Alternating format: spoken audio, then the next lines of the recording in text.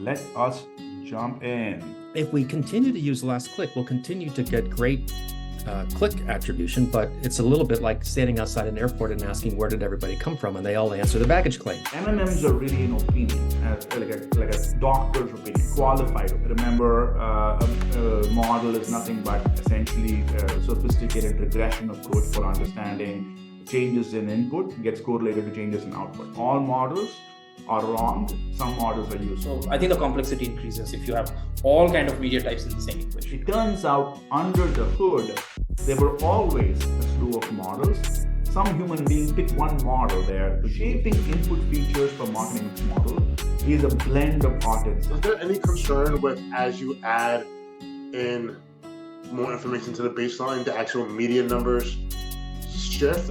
How do you actually decide on that art block, right? Whether I should bring it or not? Like flipping the case when, established brand in this case. MMM is not more of a prediction model, right? It is more of a inference model. This is what we're teaching in the case study, which is when you group it differently, you will end up with different interpretation of the results. And you're trying to, that interpretation is still very human. You are activating an audience and you're presenting results on platform, then it may be a more accurate model, better, has better entropy, better predict, but then, it's very difficult to act on.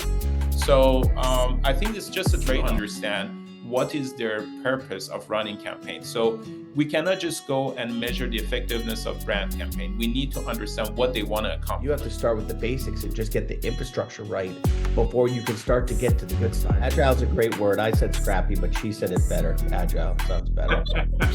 It started with she said it. Word of the day. How do you tell them where they can be versus where they are, and like kind of what they're leaving on the table? I learned pretty quickly to have a case study spring-loaded to address that kind of pushback or question.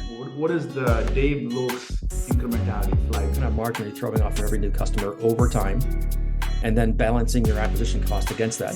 Where it gets really interesting and really fun, my tool is an Excel spreadsheet. That's the reason why we have this class, right? We need people who understand the science, and we can teach the best practices, but the application of the science and the best practices to the specific use case still very much that of something that requires a fair amount of creativity and application.